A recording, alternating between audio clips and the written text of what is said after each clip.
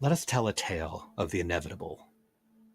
They say the last great civilization will soon be left in dust and ruin. They say once the city falls, that which remains will be sandblasted and dust-bitten.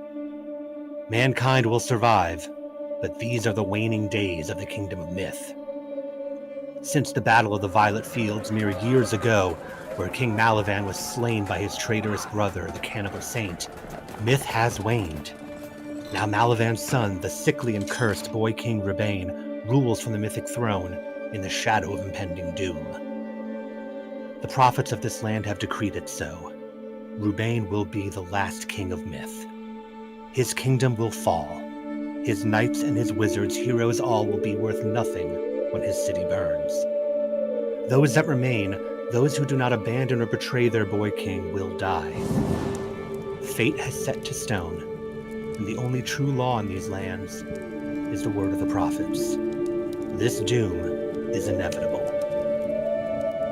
As to when doom befalls our kingdom, that is up to our cast of characters. We open our scene on the walls of Knightsholm in the Kingdom of Myth, where a lone knight-errant has been sent to retrieve a traveling companion for a quest bestowed upon her by Sir Siffa. Sir Joanna the Shatterheart, please describe yourself for the audience. Sir Joanna stands taller than many women. She is built broad with shoulders that go wide and a stance that stands just as wide as she stands here on the walls. Her hair is long and kind of lingering, like kind of fading out at the bottom. The wisps of gray and silver are starting to show at her temples. Her face is weathered from being in the sun. And she also bears a few scars, some across her lips, some across her hands, as there's calluses. But her eyes are softly gazing out. While there's a hardness to a lot of her, there's a softness in her eyes. And she looks out over the wall. And from the walls, you can see the vast expanse of the Baron. You can see a column of soldiers marching west towards the border forts, ready to face the ever-present hordes of the Cannibal Saint. You can't see them from here, but the troops look younger every year that this battle continues. Inside the walls down below, you see people gathering in the streets, gossiping amongst themselves. You heard earlier that Karlnoth the Wineblooded is going to be sharing a new tale in the Sword and Staff tonight. It's a shame that you'll be missing it, though. You do have a mission from the Knights Errant of the King. This mission put to you is one for the very fate of Myth. Myth needs all of the allies that it can get in these times, with doom abound all over the countryside. And one of the most valuable allies that you could have comes in the form of the Heartwood Court and the Witch of the Woods. Now, the Witch is not friend to the people of Myth. This will be a difficult mission. In fact, Sir Siffa told you just as much, that there's a chance that it may not come to much, but if you can at least make a good impression, it might benefit you long run. Be better to have her neutrally disdain rather than staunch rival. But you are simply a knight-errant and a representative of the court. This is a witch. The witch. And because of this, it has been requested that you bring one of your own, a mystic of the court. This, of course, is not a high-regarded mission, as important as it is. It is not full of glory, it is not full of reputation, but there is still a mystic available to you, and that is what brings you to the walls of Knightsholm. As you walk along the 5 towers raised up along the walls, and you head over to a single lonely turret on the city walls, the Falcon's Tower. This tower is home to, as the name portrays, falcons, eagles, and other noble birds, messengers of the kingdom. Outside is a single child, the only child that is granted the keys to the tower and the title of envoy to the falcons. She is your passage to the mystic that you seek. Her name is Petoldi. Descending from the wall and making her way to the tower. And seeing this child, around how old? Just... She's about 8. About 8. Okay. Seeing this child and standing there and then giving a bit of a broad smile and a little bit of a duck of her head. She bows back. Sir Knight? Toldy? That's my name. Yes. Oh, it is very nice to meet you. I am sent here to meet with a mystic that is to join me on a journey. You want the Bird Witch. I want the Bird Witch, yes. She will be so happy, and she starts digging through the pockets of her dress, pulling out a brass ring of keys. There's only one door, but there's many keys on this ring. You imagine there must be more inside. She starts sifting through which one. She's always in there working on stuff. She hardly ever goes out unless it's to get a breath of fresh air. She's going to have such a fun time. And she finds the key and heads up the little stairs. Right. And Ioana would duck through and start to follow behind her. And going to the door, she puts the brass key in, turns with a heavy click, opens the door, gives a couple of whistles inside. You hear the general din of the birds inside quiet a bit at her notice. As she calls out, Miss Poe, Sparrowhawk Poe, you have a visitor. Oh, yes, dear child, welcome in, quickly. Apologies, I'm already entertaining a guest. Come. Petoldi gestures inside for you. So Ioana enters and walks in. What does she see? Inside is a rookery full of some cages for the ones that prefer their privacy, but mostly open air space for these many birds, mostly birds of prey.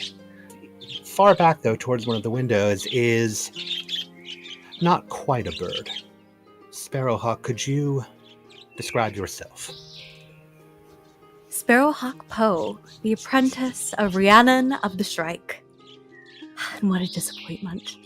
Instead of a regal wizard in billowing star-studded and glittering robes, is a skinny young woman. Ish. Drab in white and brown, dirty with feces and feathers and dust as she holds a small creature in her palm, which is scaled. It looks more like a hawk's claw. And her face, amidst that mass and matted mess of brown hair, is a hawk's face mixed with a young woman's. Its eyes are glittering in gold and yet too intelligent all at once. A half-formed beak, forming the lips, and speaking to what appears to be a sparrow in her hand. Yes, and could you describe the color of the flags to me? The waving fabric things. Yes, I understand that. Cyrilana! She shoos the bird away. My deepest apologies, and with a sincere bow, she bows low. How might I assist you? Oh, I don't mean to interrupt. It seems as if your companion there was giving you important information. Oh, by all means, no. I'm pleased to wait. Bartleby is a terrible gossip, and she references the fat little sparrow in her hands. I try to be as much use to his grace as I can be, but, well, here I am. And of great use you are if you are hearing news brought to us from the skies by these lovely birds. But I have actually... Oh, sorry. Oh, I was saying, but indeed, I try to be as useful to His Grace as I might please. And so you shall be. For I have come here with a quest that has been placed upon me for a challenging task ahead of us. However, I believe that both of us to be capable. Me? He requested me. Yes. I am in need of a mystic in order to help us parlay with the witch. And the way she says it is like full capital letters on the beginning of each of the words. Sparrowhawk Poe, with a reference like that, a mystic of your worth knows a witch that is only referred to as the witch. This is the Witch of the Woods of the Heartwood Court, across the lake, across the river. Oh, yes, her. She and her little woodland regimen. Has she been causing trouble? Curses, boils, children born with rabbit's ears, that like? No, and you can see that she kind of reaches to her own ears as if they were to become rabbit ears by just hearing of this. No, we hope to parlay on behalf of the king in order to, if not create some allyship between ourselves and the wood, instead to at least ensure that we are not enemies. I see diplomacy. Very well. We should prepare her something, some kind of gift. She is a rather vain woman, from what I recall. It was last time I was there, and she's sort of muttering and rambling to herself as she starts to collect various alchemical ingredients in glittering glass bottles. It was when I was still with Rhiannon, before the Baron and all that. And when are we going now? Directly whenever you are prepared. And as she's watching Sparrowhawk Poe going about and doing that, she is wearing her own leathers, her traveling leathers, just preparing to go as an envoy with her cloak that is kind of off to the side in there, but she's been picking it up and trying her best in this smaller sort of space not to get any scat upon her. And she's doing so, but also like reaching a finger to some of the birds as well. Will we need any of your allies along the way? They are, shall we say, roommates? They're more to the king's use. I've not been permitted use of his falcons, if you would recall the unfortunate incident at court involving myself, yes. That is fine. I understand. But whenever you are prepared, and whatever what you believe in your knowledge as a mystic would be of use to us, I simply bring the bearing of the voice of the king and the message that As you do, fair sir. Yes, thank you. And do you need a hand with any of that? And she would reach out kind of cautiously towards the bottles, not exactly certain what is being brought with us. What sort of gift does one give to the Witch of the Woods? Oh, she has a terrible sweet tooth. I think we should stop by the kitchens before we grab our steeds, so to speak. And with a bit of a laboring breath, Sparrowhawk pulls out several leather satchels that she carries herself, or rather mangled winged arms. I can carry them myself, Sir Knight. No, you are very kind. We will need your strong arms and sword arm, lest things get messy. There are wretched things. Oh, actually, maybe and once. Joanna goes and says, and then lifts off one of the heavier bags and launches it over her shoulder. Saints protect you, Sir Knight. Oh. Joanna, this behavior reminds you a good deal of your own squire. Why have you not brought them with you on this? My squire is preparing to gain her own spurs. She is in those last moments where I cannot be there to provide the assistance and guidance in those moments as she is allowed to prove herself. So yes, this looking at Sparrowhawk in these moments, there is a tenderness, there is a not quite motherly, but protective sense that has washed over her. The idea of, yes, I could use my sword arm, but please don't break yourself walking down the stairs with these. Reminding me of when my squire was even younger, fumbling with my own armor, trying to polish it, and the clang of those going down the stairs. And there is a bit more of a smirk on the hardened features. The furrowed brow lifts a little bit, and a little bit of a soft laugh, not one of mocking, but one of enjoyment through her nose, as she uses her broad arm to push open the door. After you, Sparrowhawk. Thank you kindly, and I fasten on a traveling hat and quickly just trot out the door before turning to my lovely young protege. You have run of the tower for the evening, young miss, and I could not think of a wiser nor steadier mind to handle such a responsibility. It chirps, and Joanna, you swear that you see a look of perplexity in these beady sparrow eyes as it looks up to the much larger birds of prey that surround it in the rafters. But surely Sparrowhawk Poe knows her own roommates. You both head out. Down the walls, you stopping quickly by the kitchen to pick up something sweet, as Sparrowhawk mentioned, before heading to the gates to retrieve your steeds, your mounts. Speaking of proving oneself, Sparrowhawk, this is the first time in, well, who knows how long, since you have been outside of the walls of the kingdom. You've been requested for this. What does that say to you? What does that do to you? Truth be told, I should be excited about this opportunity to prove myself. It's been such a burden, shall we say, keeping me fed and watered and stored away even with the falcons. But perhaps if I can prove myself with this witch, maybe even form an alliance, I might be allowed to come to court again. Meet the new king. I wasn't there for the coronation. That was the day after the incident, but I can do something quick here. I can. I must. The incident is quite a way to phrase it. It's about a day's travel to Pike's Reach, which is where you'll cross the Grey River to reach the Whispering Woods.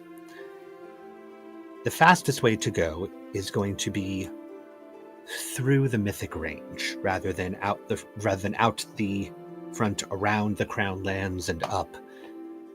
It's not hard to cross the Mythic Range. The mountains, after a while, will give way to low foothills and sloping fields.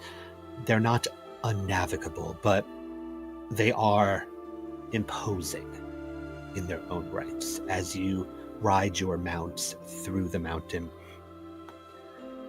Joanna, whereas you are on a mythic steed of the court, and if you would like to describe your horse, you certainly can. My dear companion of many years is a mythic steed named Reckoning, who has a smoky iron and ash-colored mount with darkened mane and tail, and darkened at the hooves and at the points, and is steadfast, much like herself, almost like a companion and a friend as opposed to a mount. One that she has had many complaints and mutters under her breath to, and seems like Reckoning as well will often, in response, on those things, as if a dialogue happens between them. Of course. Yeah, he's a good guy. And as you are on one of these mythic steeds, you can't help but notice Sparrowhawk Poe is not riding a mythic steed. Sparrowhawk Poe is riding the most peculiar creature that you've only ever seen out towards the east. It's known as a gnat. That is Nhat for those who want spelling. And Sparrowhawk, would you care to describe your mount? Maester was a gift for when Rhiannon and I went to none other than the lands of hubris. Very hardy people out there, hardier are their steeds. You see, we did have mounts with us at the time, but they perished. So Maester and another were gifted, well, before Rhiannon vanished, you see. Maester is a grey little creature. Looks like an emaciated mule if it was perhaps crossed with a horsefly in death itself. Mean, too. The man who sold them to us said he was, around 20 years, perhaps? That's a year on myself, if I do say so. Perhaps he has more experience for these sorts of trails, even if he does bite. Ouch! And you'll see as she flings a clawed hand in the air as Maester leans back to nip at her. She's not used to riding. It's been years since she's ridden, and she didn't have talons the last time she was holding a pair of reins. These two peculiar creatures, with these two peculiar individuals atop them, trod and plod their way through the mythic range. It is a rather uneventful ride through. Calm, for the most part. You can see the rolling rocks of each cliff face. Along the way, Sparrowhawk, you do notice a glint in the range, tucked away in some of the mountains. With your very particularly suited for this eyes, you can see about a dozen bandits who seem to be lying in wait, but you notice that they are making no indication or move that they are going to approach you. They seem to recognize where you're coming from, or rather, they seem to recognize Sir Joanna's colors. It is not often that within the mythic range, bandits will set upon those of the Kingdom of Myth. That's usually something more for the outer barons. You continue to travel, setting up camp in the mountains. Nearby, a beaten out section that, upon inspection, you can tell is a decades old battleground between a knight errant and some beast, some very large beast. You can see the metal scales rusting on the mountainside. But it's an open space, enough for you all to camp for the night before you wake up early in the morning and continue your ride through the remaining of the mountains, into those low foothills, into the sloping fields that will lead you to Pike's Reach. And before you arrive in Pike's Reach, I would like to shift the scene over into Pike's Reach proper, where in a village under a very large rock, very appropriately known as Big Rock, roamers drink at a bar called the Sozzled Duck. They carry their guns, but they fight with their fists. They respect the barkeeper, Midnight Sally, legendary gunslinger who is well into her retirement and earned as such. And just behind this bar is a small gravesite. Only a handful of graves are here. This is reserved for patrons, the best of patrons of the Duck. And Midnight Sally and a few of these patrons, quite inebriated but behaving themselves, watch on in reverence and perhaps a bit of discomfort as one of their own is being laid into the dirt by a man well suited for this position. Tristan, would you mind describing yourself? A man who goes by the name Tristan the Pale lives that moniker very well. He's a very tall, thin man, painfully thin. Cheeks gaunt, sort of a pale exterior, like like a bony skeleton kind of man, but still sanguine lips, red like blood, and he wears a mustache, just kind of well penciled and curled at the end, just a little strip like a dagger right down here. Wears a blood red double-breasted vest, high popped collar with a blood red ascot. But his hat, on the other hand, black wide brim, hides most of his face, and what other parts of his bony-like body is left is hidden by a heavy black leather duster. Now, this figure looms over the body of the departed. Tristan, you appeal to your god, your goddess, for the safe passage of this soul. What does that look like to the onlookers, and why does it unsettle them so? My goddess, the lone, is one that not many people like. You see, no one's a big fan of dying. No one likes to lose those close to them somewhat, you'd say wouldn't even deserve it. But all must return to the earth. So when I'm doing funeral rites, with one hand I'll hold my book, with the other I'll raise a simple hand, and pouring forth from their unfortunate mortal coil and form is grave dirt, out of every pore churning until they just wrap themselves in a cocoon of fresh, soft dirt. Ashes to ashes, dust to dust. Now, Midnight Sally, the one who requested you for this as you were traveling through, shows no unsettled nature for this, happily paying you the coin and thanking you for putting this dear soul of one of her prized patrons to rest. The others, perhaps it's from the intoxication level that they have, or perhaps it's from their own sudden realization of their own mortality, do not meet your eye. It's a shame I look around this room and I see nothing but yellow daisies. You'd be a daisy if you looked me in the eye, but I shall not pluck at thee. Thank you, Mary. Oh, and my apologies to watch grave dirt spill out of a person's eyes and mouths. Trust me, it's worse when it's you.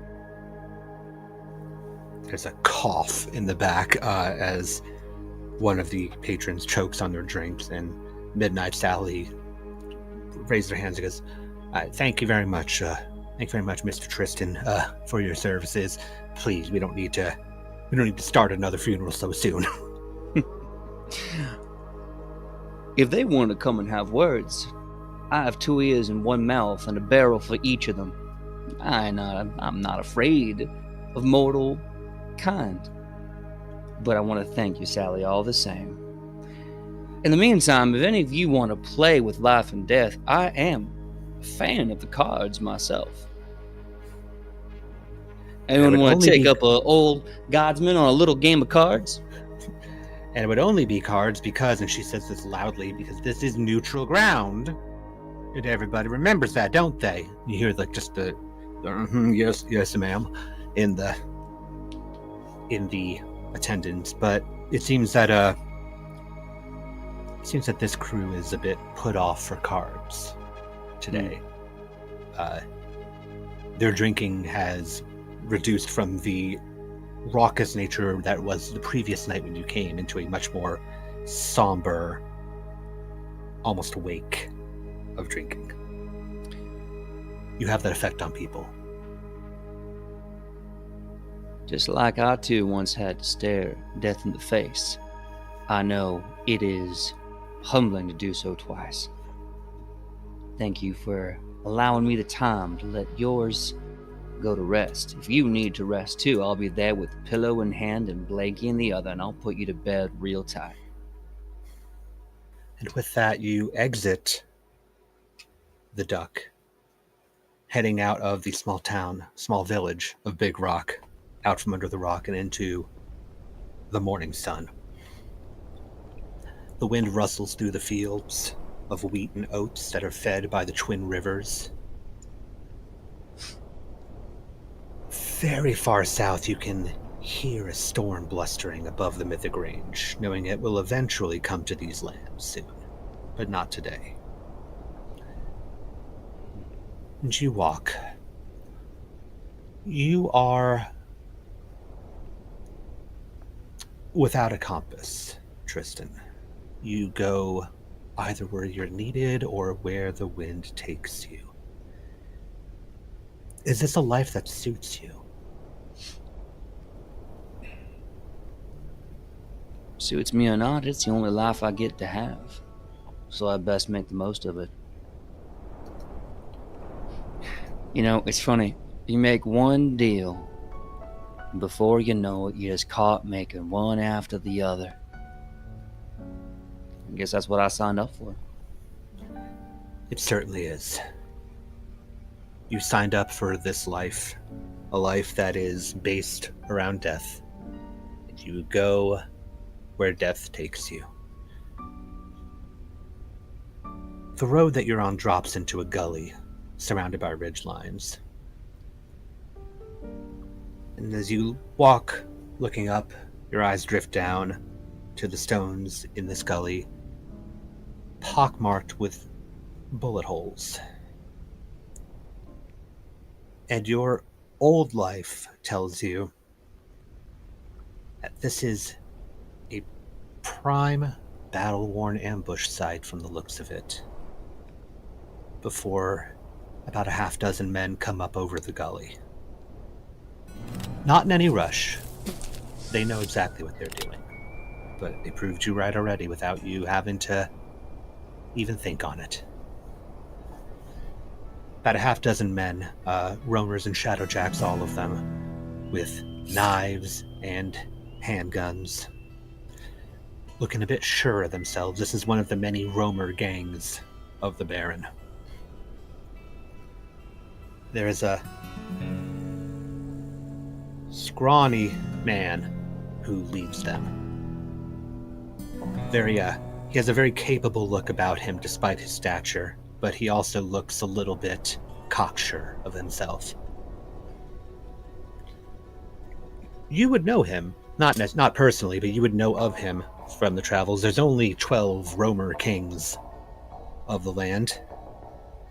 This one is one who gained his title through a mockery by a very popular tale weaver once long ago. And it's a title that has caused him to push even harder as a roamer king with his bandits. This is a man known as No Wit. No Wit speaks up and goes, "We found ourselves a holy man out in a field full of holes." And it seems I found a man with no wit who can make one joke. There's a small chuckle behind him before he cuts a glare at them to stop them. Looks back at you and goes, "Well, if you'd like to hear a different joke, I got about 6 more of them in this here chamber. Oh, now I can rattle them off real fast." I bet you can. I bet you got fingers like a daisy. Unfortunately, I only have 2, and with that I reach for the weapon on my hip, showing a Longmire-style sawed-off holy shotgun. But I figured 2's all I need. So, listen. I am the mouth, the word of my God, and their name is Death. I recommend you sit back and take notes, lest you be another bullet point in my holy book. No Wit laughs at this, looking at what he believes to be his superior numbers, and says, "You may got the 2 barrels, but we got more barrels than that, and I think you're more likely to visit your god than we are at this rate." And this is the scene, Sir Joanna and Sparrowhawk Poe, that you come upon as you make your way into Pike's Reach. Come upon a In a small gully, a holy man, you only know that he is such because of how he has announced himself, facing off with about a half dozen roamers. Which, Tristan, you do see these two on the rise behind them. Sir Joanna straightens in the saddle and looks to Sparrowhawk Poe and says, hopefully this will be nothing. And with a booming voice that is very deep, and almost amplified in a way. Does there seem to be a problem here, gentlemen? Now for this, Sir Joanna, you're trying to make a statement to send these folks on their way fast, I imagine. Mm-hmm. And I'm going to call that our first challenge of this game. Ooh. Oh boy. Here's how challenges work. Challenges do not have to be physical in nature. They can be emotional or physical or mental. We are going to establish a consequence first. Now, the consequence here to me seems that if you fail, there's going to be fight, which will result in injury. Could be your side, could be their side. But this is the natural consequence should you fail this. From here, we're going to build a dice pool. You currently have no d6s. I have none. No. You may gain a d6 if you wish to invoke a reputation for the situation. You may only invoke the reputation once per showdown, which is going to be for pacing by the end of this episode. So you'll be able to invoke this reputation only once this episode. Would you like to invoke a reputation?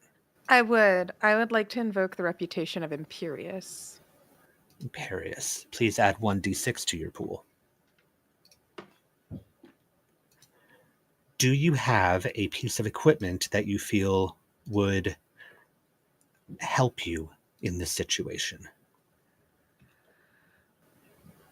My armor is currently a suit of plate mail, and additionally, the clothing that I have on is, I had mentioned my traveler's clothing before, but it has the colors, the lilac and crimson, with the king's crest upon it.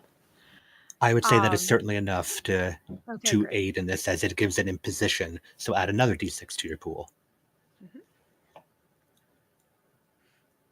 You would gain a d6 if you put yourself in danger to succeed, but this is not really putting yourself in danger to succeed. This is a statement that you are making, so we're not going to add that.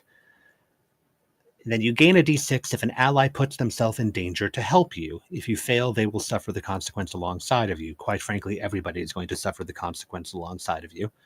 So do I add one for that? You're not going to, because no one is putting themselves in danger at the moment, unless Sparrowhawk Poe is going to step up and chime in on this. It's the first time I've gotten to speak with the king's voice, and I certainly would like to. I saw those bandits earlier, and I was hoping we could avoid them, but here we are, and I am going to stand right next to him, slightly behind Saralana, with my staff, just staring at them. If you've ever seen a burrowing owl, like tilting its head and bobbing it, that's what she's doing, trying to get a sight of all these no good doers. Fair enough. And with that, Sir Joanna, you very clearly have backup.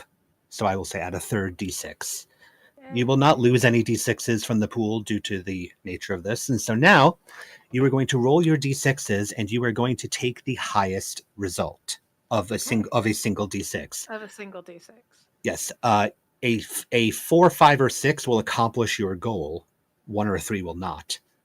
But only a 6 will be no consequence whatsoever. All right, let's hope for a 6. We got a 6, baby! Excellent. Oh, that's nice. So you bellow out this. The roamers turn around, ready to fight before they see the colors on the plate armor. sword in hand, and a strange mystic at your side. They realize very quickly that they are flanked. They pause for a moment before No Witch goes. Gideon runs into his own men to get out of the gully. They stumble over each other. You hear items being dropped as they scramble out and away, clearing the scene. And for this quest that you were on, you will be gaining 1 showdown token for succeeding. Sir Joanna, Sparrowhawk Poe, you look down at Tristan the Pale. And Sir Joanna, you recognize very quickly, Tristan, did you have your horse with you? I do. I go everywhere with my good little horsey Dust. Then you recognize 2 things. You recognize a coat that is a coat usually issued to soldiers of myth, not knight errants, soldiers, much like the ones you saw marching out into the barrens. It's an older one, though. And you notice that horse is absolutely of mythic quality. One that, again, might be bestowed to the military. But this is not a military man, or at least it doesn't seem to be one. Tristan, obviously you recognize the colors and the suit of a knight-errant. The mystic is a little odd, but if she's with this one, she's most likely also of the court. Well, hello there. If they ain't my 2 best friends, Memento and Mori, pleasure to meet you. I'm a little voice of a great big god, and it is a pleasure to be saved by 2 such as you. Would I be able to pick up any sort of thing from the equivalent of an insight check on this? What are you trying to? to? Sort of mechanic in this, or it's just a. There's not the. For all of you players and for those watching, the mechanics at play are exactly what I described in the challenge. There's just a bigger version of it for the showdowns. Sweet, cool. So, everything here is negotiable. Joanna would assess this. It was like slowly walking, reckoning closer with Sparrowhawk and Sparrowhawk's mount closer with us as well. It's just, I hope they weren't causing you too much trouble. They're getting bolder with each passing day. And she would extend out a gauntleted hand. Sir Joanna. Trouble none at all. As far as I can tell, the only trouble around here is the fact that No Wit is living up to his name. And I extend a black leather gloved hand up to receive yours. Joanna would then dismount and kind of take a look around at just kind of assessing how this little setup has been and making a mental note of, we should probably tell some of the guys to come in here and handle this in the next couple of weeks.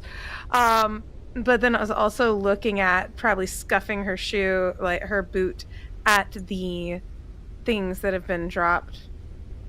Are you on your way anywhere in particular, holy man? Only the next place and the place thereafter. No real rhyme or reason. Well, if you should need any accompaniment, we are making our way towards the Heartwood. Towards the Heartwood Court. If you need any travel companionship along the way to wherever you are headed, myself and my companion, Sparrowhawk Poe, would be pleased to accompany you. As you address her, Sparrowhawk is halfway off of Maester, but she has gotten her foot caught in the stirrup and is trying her best to look regal and dignified as this creature has just pinned its ears back and is staring at her, and she manages a frantic wave towards Pale Tristan. Sir Joanna is also like seeing that the mount is probably going to try to bite Sparrowhawk again, just not even looking, but reaches and holds on to the reins while still looking at Tristan. Tristan, you know that the Heartwood Court is the Court of the Witch in the Whispering Woods that is across the river from here. Just to give you the knowledge that you know at the moment. I'll tell you more later. Well, it would be better to have company aside from the wind and the ghosts. I think you're a better conversationalist, too. I have my own horse. I don't know where that little lazy lout is. I'll have to summon him with the word. And with that, I shout the phrase, ashes to ashes, dust to dust, to summon this long, lanky, bony-looking horse, all white and ash and silver, hair mane in its face, and it just kind of slowly clumps out of nowhere. Couldn't be bothered if you tried. And he plods up from a bit of a distance away. Tristan, you don't remember him leaving as you were walking him through the road, but it seems that he must have recognized the danger before you did. Dust, I'm gonna take your cowardly betrayal as just a jibe for now, but if you keep sniping me, I will turn you into a burrito. You understand that, right? I don't even eat burrito. You lucky you cute, Dust. All right. Joanna stands there, just eyebrow raised. Have you served in His Majesty's army? I can most assuredly and proudly say I did spend time working for a king. That is true. Ah. We are understood then. Mm. I, too, have served under 2 kings in my lifetime. Well, not all folk are lucky to be fighting for a king. Some folk fight for folk with a king behind them. So, I guess it's good to meet someone who got to fight with one in front of them. Sorry, I am a bit cryptic. You are not the first holy man that I've spoken to. Being surrounded by holy men, mystics, and everything, I do relish being more in the frankness of the men of steel and such. And she clangs on her breastplate. But I have learned to adapt over time, so please bear with me if it takes me a moment to find the metaphor in things. I was never meant to be a courtier, which is why I'm out here in the woods. And so she goes and she picks, she's kind of picking up any of the things, like if there's a nice dagger or something, or like any of the stuff that they dropped and clanged as they did. She's starting to pick through some of that and go, okay, well, re-requisition this, I guess. There's a few knives that have made their way into the dirt and grass. We'll say Sparrowhawk at this point, who has managed to disentangle herself from her own reins, has kind of very quietly, very eerily, come up next to Sir Tristan and is just... Might I ask who you serve? Apologies, it's been such a long time. A pleasure to meet you. Sparrowhawk Poe, mystic of His Majesty's court. Take off my hat and I look you dead in the eye. Take your hand and I say, well, old folks call me Tristan the Pale, on account that I am as pale as a ghost, and as the ghost I do serve the Loam, goddess of the grave rose. Firstly, she's so flustered. This is the first time someone has voluntarily touched her in years. So she makes a little, as you take her little scaly hand, she just squawks. The loam, I see, a very noble and rare undertaking, if I do say so myself. Tristan, the Pale, it's a very noble indeed. Apologies, I'm honored to be traveling with you. Oh, no, the honor's all mine. It really is no trouble or harm. I do love good conversation, and Like I said, these long roads don't talk much, and the ghosts that do, well, they don't have much to say. Oh no, spirits are terrible company, really, whispering all sorts of prophecy and demanding blood.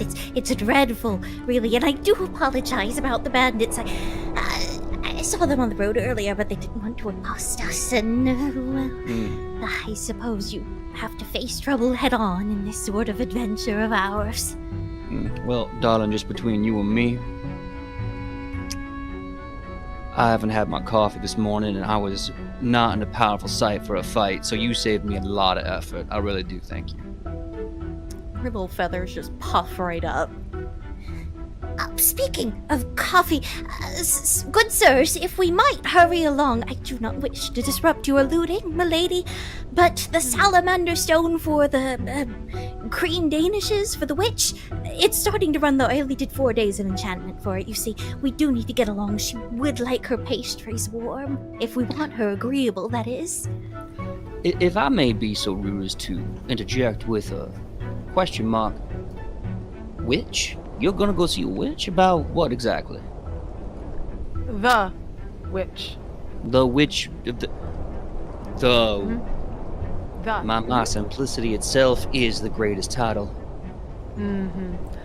We are going on behalf of the Kingdom of Myth in order to make a parlay. Well, I do believe that death may be soon then. May I travel with you? I think my goddess would appreciate, my attendance.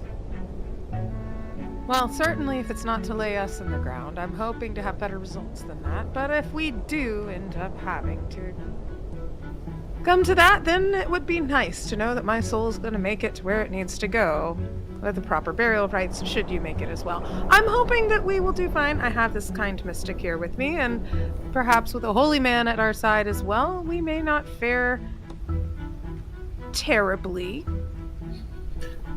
Now, Tristan, there is another thing that you do know in regards to this. You'll be more helpful than just being there as a potential for if somebody dies, because as you do know, the witch does not take kindly to people entering the Heartwood Court unannounced. You do know, however, that there is a member of the Heartwood Court that tends to travel outside of the court, particularly onto this side of the river. He is known as the Branch Pierced. The Branch Pierced, about once a month, has a nice, quiet fishing evening with a local legend known as the Angler. You're coming up on about that time. Should you talk to the Branch Pierce first, things might go a little smoother. But that does, of course, involve you waiting to evening and then having to talk with a very eccentric individual of the court, trying to negotiate your way in. This is for you to share should you so wish. Or don't, I guess. I don't. Fuck us, right? Well, everyone likes a good mystery. Come on now. That's fine, like we'll just go in and get our heads bitten off by different. So, regardless, whether or not he chooses to share it, Joanna would say, yes, there's slim pickings here. And she would take one of the knives and hold it by its blade and offer it to Sparrowhawk. Oh, look at that. There's still... Well, I have no need of the blade itself, and Sparrowhawk will take one little talon and just press it onto the blade and just start whispering, and the blood itself will come from the blade and drop to the ground. Bit of returning things to nature, as it would be nasty if it was all corroded, and that birds of prey hate the way rust tastes. Anywho, we are losing sunlight, and we had best hurry before we miss tea. The witch can be rather temperamental, as you know. Yes, and she may not be the only one who's been a little temperamental. As we go closer there, we will find more unscrupulous and, dare I say, downright unhinged people of the court in question. So, Yes, we were somewhat anticipating that. It is certainly going to be unpredictable. But Well, that is why my good goddess gives me a gun. You see, I find the solution to most of life's problems is violence or gambling, whatever you find to fit your fancy. Sparrowhawk looks like she wants to protest. She raises up a little finger. You know... Oh, sorry, my throat. Never mind that. Shall we? we will hopefully parlay without the violence to begin with. However, it is good to know that you are armed, because she would have moved to have offered the knife there since Sparrowhawk declined the gift and is offering it over towards Tristan, should he take it. Look at the knife. I look at you. Are we to be in a covenant over this knife? It's a knife. Oh, nothing for is up, just a self-protection. knife. If you wish to make a covenant of it, by all means. Maybe not this knife. No, this knife won't do. But I will take it. Thank you. Okay, you're welcome. And she sits there and she's, does that thing where she's very stoic, very resolute within everything, but is also just going, someday we'll get back and I'll be back in my own bed and this will be fine. So long as we've not been killed, this will be fine. And she Just wonderful background noises of me being bitten by Maester. Background noises of that, the sound of dust over there, and then just the sound of the wind in the trees, almost as if it's mocking her with the way that thinking of that way, just kind of rubbing at a sore space that is just beneath her collarbone on the left, and just steeling herself a little bit as she moves to mount Reckoning, mumbling a couple of things. Is like, okay, this is fine. We've worked with stranger, I think. You know what? Don't mark me on that one, Don't mark me on that one, Reckoning. Now, if you are not going to be going to seek out the branch pierce per not being told about it, the only way to cross is at the well-named crossing. The Grey River is rather wide in that area. There was a large bridge of set stone concrete that collapsed long ago. But there is an old woman and a herd of goats that pulls a barge across the river. She would be able to get you over there, but then it would be up to you to find your way into and through the woods. So at this point, with all the information before you and some of the information before some of you, which way will you go? I would say, in the sake of safety and wisdom, that bridge has not been attended to by any taxpayer or mason in decades. Let us take the goats, please. Tristan's gonna just kind of look around, fix his hair a little bit, scratch his head. I know it may not be popular to most, but I do still prefer a good crossroad. So, if y'all don't hate the idea, we could just skip that way.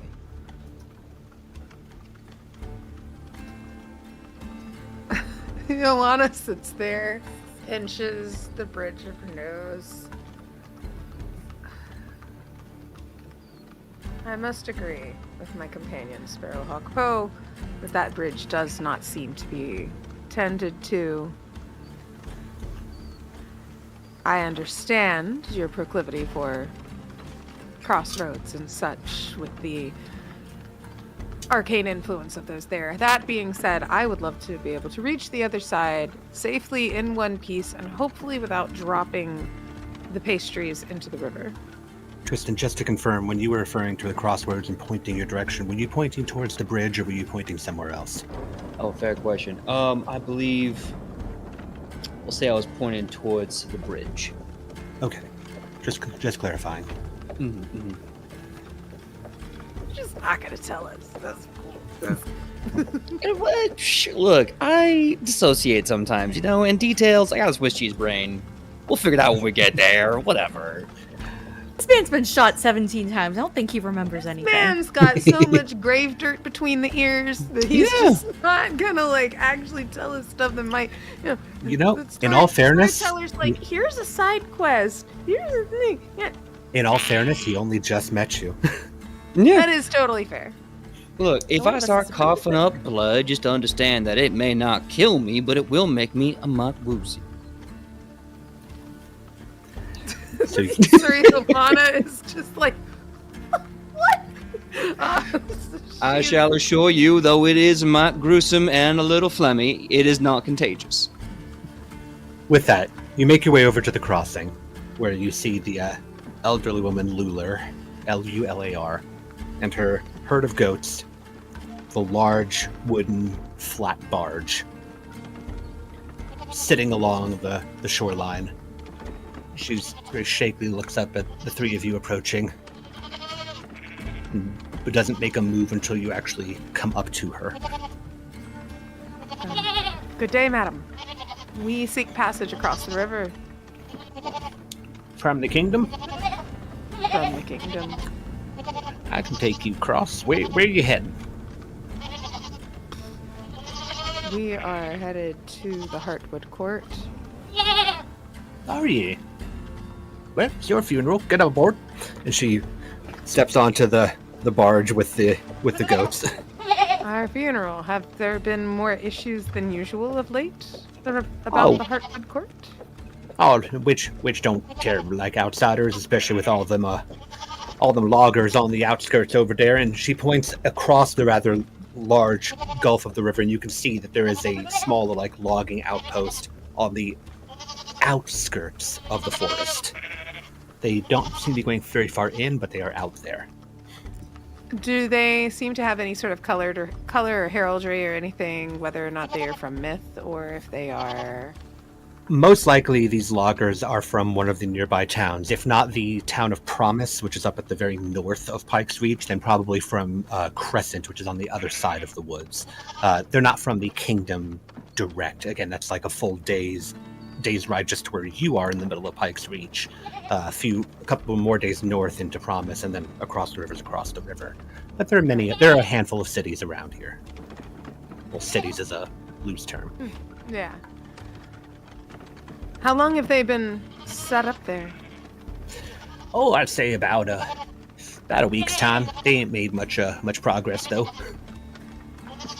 Well, you see, the witch does draw her abilities from nature, and the woods are a bit of a... I wouldn't necessarily call them a grimoire, since it's more of a book that you draw spells from, but... yes, they're essentially destroying her property, so I imagine the property in this case would fight back.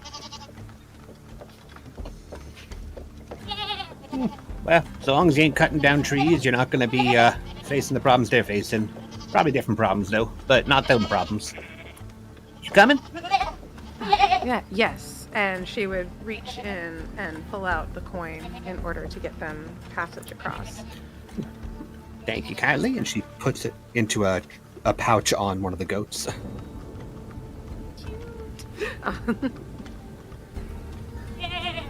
And so they walk aboard with their mounts onto the barge, or at least Joanna does. I don't want to speak for everybody else. If somebody else wants to stay on the other side, someone else wants to take the bridge, by all means, that's up to someone else if someone else so desires to go to a crossroad. You will not need you to handle the coin. I'm a gambler of many fine games of chance, but having a party and then splitting it is not a parlay I enjoy. Agreed. Welcome aboard. Well, thank you for having me. I'm glad my demeanor does not diminish my presence with you. The dark, pale, bloody, The whole gimmick. I mean, The I've whole- been told that I'm It's either the mysterious loam. or frightening. That perfectly aligns with the loam in my Oh, yes, of course, it is the loan that gave me this. Absolutely. God. Sorry, Lana, would you mind helping me with the coins? I can't get them. Oh, yes. And so she would help distribute the coins. How? And like you can see, she's doing that same thing where she wants to ask the question as well, but is very much typeless. So on the barge, you all drift across the Grey River, the widest section. The large, crumbled concrete bridge on your starboard side. Huge swaths of stone jutting out of this river, forming little eddies around where it meets the water. Quiet except for the occasional low bleat of one of the goats. Before you reach the other side, the barge coasting ever so slightly up into the mud of the shoreline. And Lular says, "All right, well, best of luck to you." Thank you. We will seek you out again for our return. For giving us such kind passage over this way. Absolutely. And if I ain't here, just wait. Probably on the other side. That makes sense. All right. Well, Yep. have fun trying to get in the woods. How many have you ferried over who have not returned? Just out of curiosity. You mean ferried over and not returned because they went into the woods, or just in general? Oh, it's because they went into the woods. Just curious. Maybe about 3 or 4. But just because they ain't returned with me doesn't mean they ain't returned. For all I know, they made it to one of the other towns around here. But I certainly didn't see them. Okay. All right. Thank you, Lular. Yeah. For all I know, they went running screaming.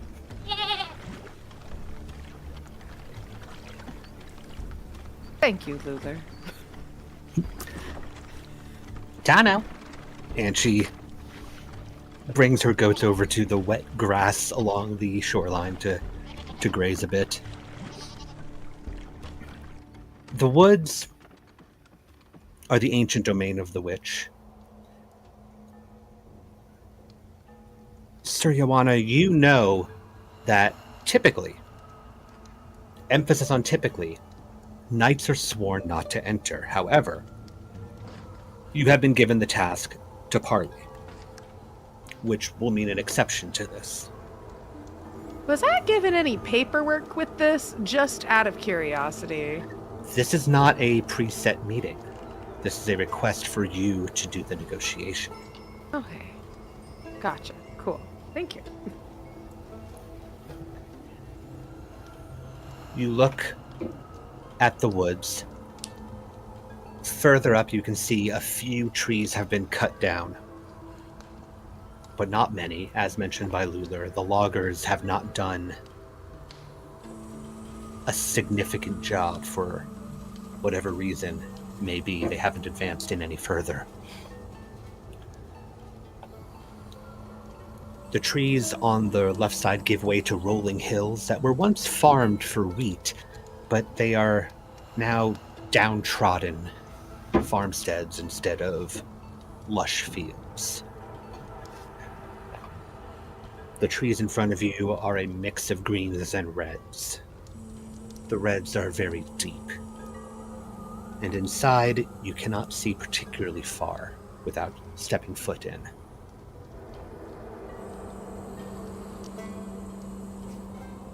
What do you do?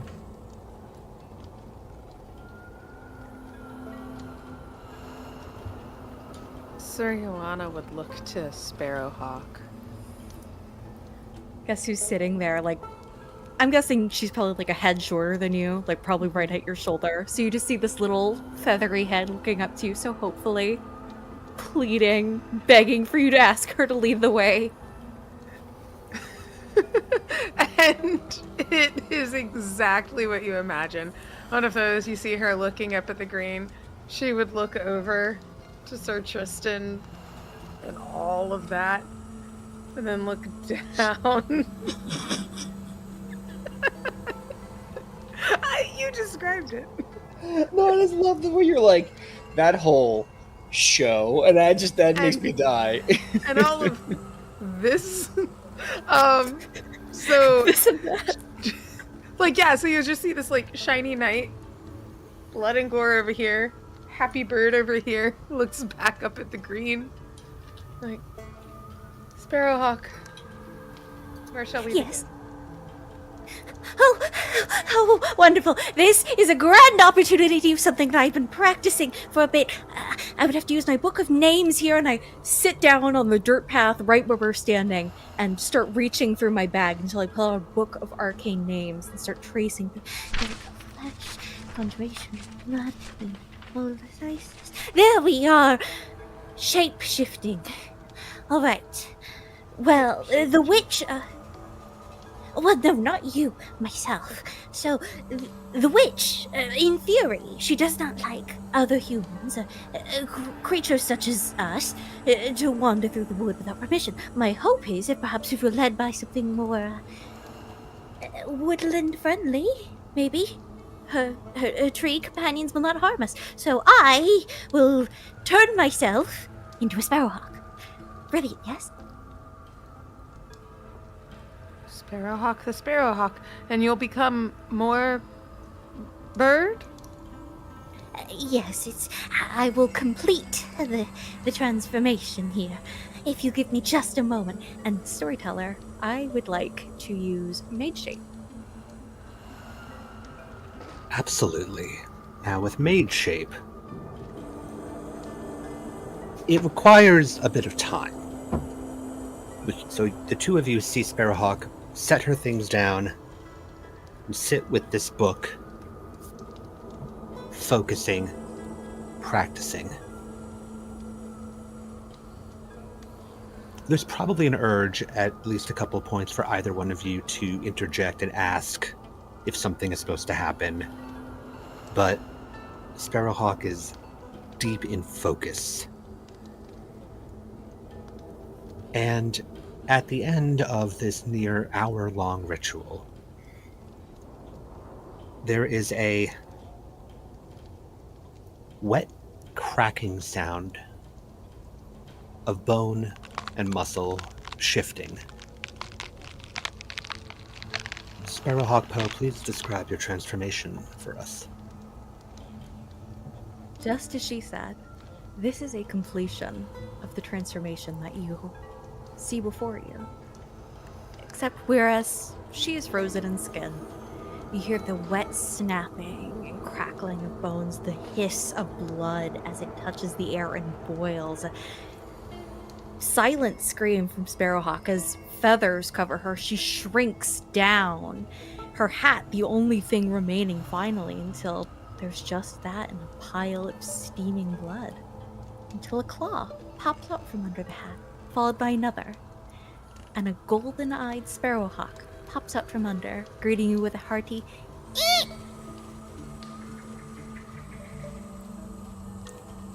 This small sparrowhawk, the small bird, stepped out, and Sir Yawana,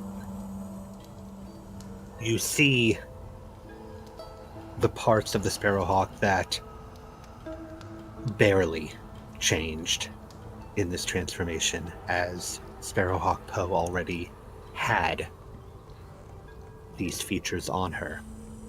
You get a very quick sense as to how Sparrowhawk Poe earned the title of Ill-Fated.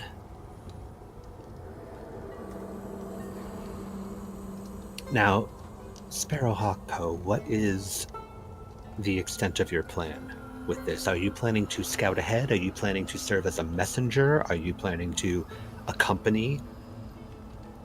What is your intent? Sparrowhawk intends to guide the group through the forest on wing.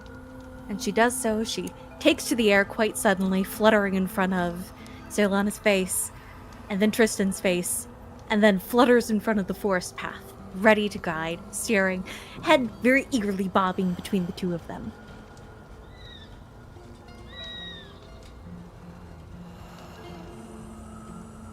Do you two Right. follow this erratic bird? I'm a man of signs and symbols, and well, I would be a fool not to think that was one of them. I'm gonna follow the person who turned into a bird. I think that makes the most logical sense at this point in juncture. Agreed. So Joanna would kind of secure everything to her and start following Sparrowhawk. Sparrowhawk into the woods. And into the woods you go. You push through overgrown branches. Sparrowhawk, you wind up going from branch to branch after a while. There's not a lot of open air for a bird of your sort to fly spread free. This is more of a hunting ground than an open air. But you move through, guiding through.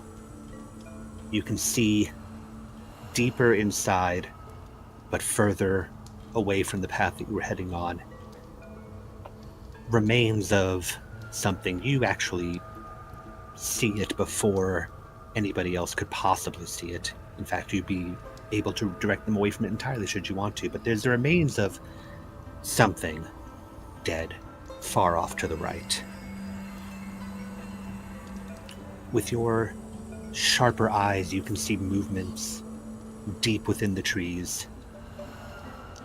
It's quite possible that you even saw one of the trees itself moving. Not swaying, moving. But you'd have to get closer to find that out. So you continue in, the shallow trees thicken. Perhaps you will soon enter the deep weald, where the Heartwood Court gathers, and hope that you'll be received with any amount of welcome. What's going on between you all as you push in further through the foliage? On Sparrowhawk's part, as the foliage gets thicker and she's jumping in between branch to branch, and occasionally, and by occasionally every minute or so, she cries out with a Pete! Pete! To make sure that the others are still following and not getting lost because one tree has just wandered. She probably makes eye contact with one of these haunted pines as she walks through. She's so terrified because the last time she was here, Rhiannon was here, and Rhiannon knew how to talk to the witch, but Rhiannon isn't here. Rhiannon might not even be alive. How do I know if I'm doing any of this right? Pete! The bird above you both is very vocal as you trudge through, Joanna and Tristan.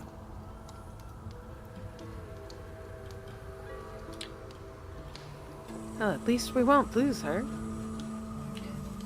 And at least we have a herald. Well, my hope is that at least this can establish some connection between Myth and the witch. That is ultimately the goal here. Not soon we'll have new friendships formed immediately, but hey, a conversation can get started, right? Well, we could always start a conversation. I don't see any reason why we can't. What exactly do you want to get out of this? Just duty to Myth? Is there something else amiss that I'm unawares of? Oh.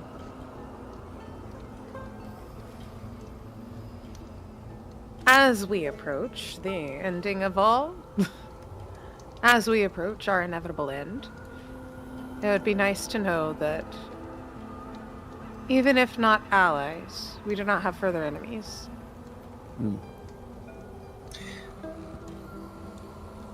So what do you consider an ally? I've seen what you consider enemies, and I gratefully respect that. Other side of that coin flip. What's that look like to you? Someone who's not planning to attack us. Which is a perfect time for the bushes around you to seem to stand up as several guns and spears are pointed by many human-looking individuals who were clearly lying in wait. Yep. Still, far underneath. Sparrowhawk, you see Sir Joanna and Tristan immediately surrounded, not attacked, but immediately surrounded and held. As one woman with leaves in her hair and bark upon her skin looks to everybody, gestures her head, and walks further into the forest. You both feel gun barrels and spear tips poke against you to prod you forward. As I'm sure our horses are moving off, Tristan kind of, as he's moving, kind of looks at Sir Joanna and gives a sarcastic look. We'll speak of the devil, and they shall appear. Right, of Look, course. an escort, an envoy, even. But, Sparrowhawk, do you land with either of your companions, or do you continue to fly in with them? For a moment, she's on a branch, little bird heart beating frantically against her feathery breast. Yes, Serlana looking at her and, oh, you have to be brave, this is an adventure. And then in front of this leaf-haired woman, she lands, very dramatically spreading her wings, putting herself in front of the sword head, just going, just Joanna is once again just gives the heaviest of sighs, the sigh that she gave many times to her squire, a sigh that is just like, well, we'll talk about this later, and extends out her gauntleted arm, just to kind of be like, oh, come on, get over here. just little bird look of, I thought I was doing the heroic sacrifice. I thought I was giving We're not- myself a goal. Okay, I'll clumber on, just very awkwardly, never done this before, like, Like, is it climbing with the wings? Like, the wings are trying oh yes, that's her first the little- instinct, is to climb with the wings. Then she remembers, oh, I have talons, and then it's like too hard, Why? digs a little into your leather.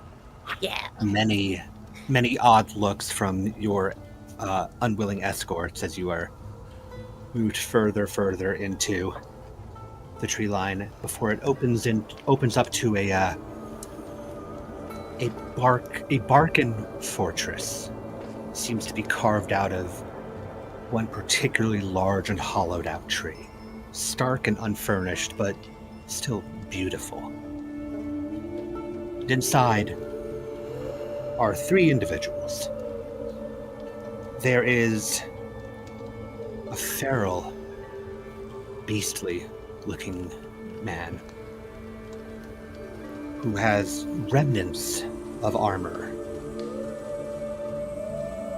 hanging off of his shoulders. There is an older man. Seems rather normal, save for the medium-sized tree growing out and through his torso. And there is a resplendent woman, beauty masking the 1,000 years of age, adorned in a crown of antlers and gold. A ring of thorns wrapped around her finger and a look of disdain and disinterest on her face. You may not necessarily know who these other 2 are, but there is no mistaking the presence and the authority that is the Witch of the Woods. As you are led in by this group, the woman with the leaves in her hair walks up to the witch, nods, and the witch says, "Thank you, Leafwind." She turns to the 3 of you and says, "We had an agreement, the Kingdom of Myth and I, that knights were not to enter my woods. It's bad enough that the loggers of Crescent feel declined to encroach. But this... I do hope there's an explanation for this. There is, Your Grace. I present myself as Sir Joanna, the Shatterheart of the Court of Myth. I recognize your colors, Knight. I have with me a mystic. And she gestures to Sparrowhawk for an introduction. She's going to stumble off your arm, having tried a graceful landing, just, spreading her wings, immediately falling to the ground. And in a buffle of feathers, she is going to turn back into the half-formed being that you do know. And it is going to look at the witch. Hello, my lady. It's been quite some time. You do remember me, yes? It was Sparrowhawk. I was with Rhiannon of the Shrike. Yes. Sparrowhawk Poe. The elderly man with the tree growing out of his torso chuckles at the entire spectacle, whereas the witch looks down at you with a hard-to-read expression. She goes, You were less avian, if I recall correctly, apprentice. But I vaguely Yes. remember you. My lady.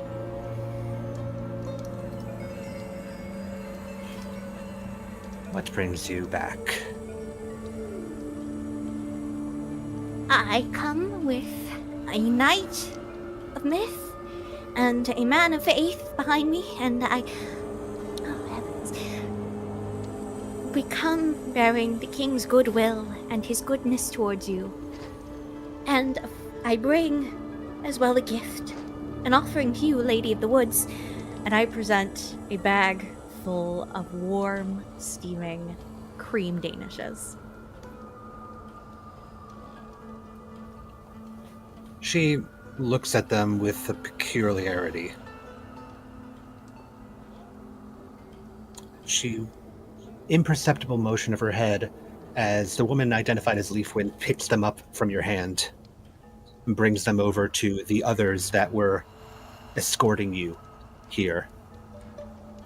The witch says, Leafwind's followers do like the occasional indulgence outside of these woods. Tell me, Sir Knight, for what does your ill-fated mystic bring this bargaining chip?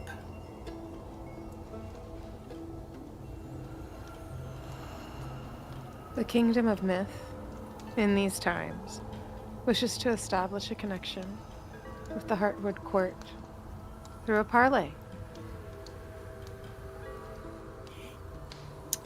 To what end? Ideally, allyship. If not, then no animosity. No animosity. There would be no animosity if my woods were left untouched and allowed to grow, as woods would do, rather than be chopped down one by greedy men of the towns around.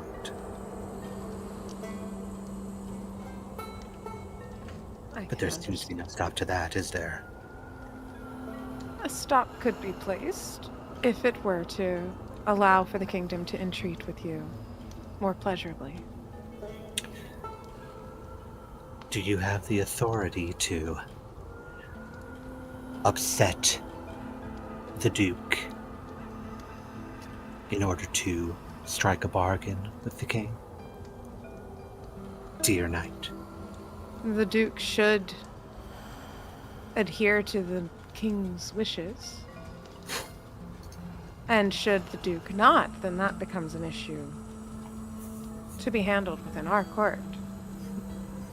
And if the king so desires to have an entreat with the Heartwood Court, then it would not do well for the Duke to go against such a thing.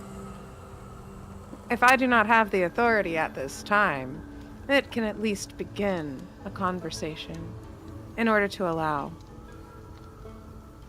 for this connection to establish itself and perhaps grow, much like your woods shall. But to what end will my woods be allowed to grow? At what point will the men and women of the outside world be inconvenienced by the rise of nature?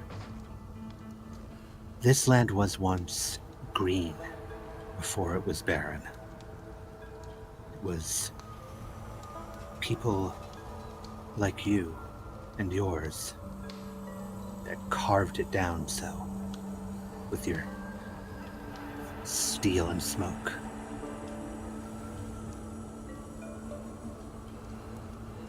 To what end would my woods be allowed to grow again? Can you tell me this, Sir Knight?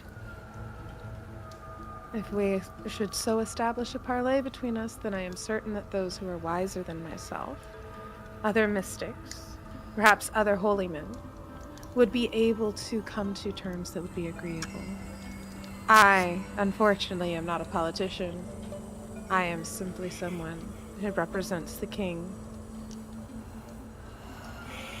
If I may lend a mystic's ear to this, my lady, you were good friends with Rhiannon of the Shrike before she went to Hubris. She always had great respect for your works and how nature combines with the secret names of magic and whatnot. I, for one, would put myself forward with his grace, and I'll see to it that your woods would be allowed to grow in harmony with both the people here as well. I swear this to you as a fellow mystic, one who is familiar with the ways of magic and how this works.